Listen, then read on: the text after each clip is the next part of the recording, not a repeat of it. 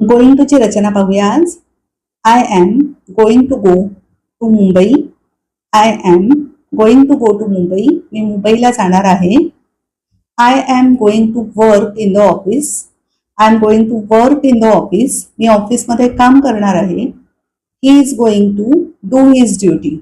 He is going to do his duty. तो त्याचं कर्तव्य बजावणार आहे. She is going to work till evening. She is going to work till evening. ती संध्याकाळपर्यंत काम करणार आहे. We are going to cook food for our guest. We are going to cook food for our guest. आम्ही आमच्या पाहुण्यांसाठी जेवण बनवणार आहोत. They are going to study hard. They are going to study hard. ते खूप मेहनतीने अभ्यास करणार आहेत. You are going to speak the truth. You are going to speak the truth. तू खरं बोलणार आहेस.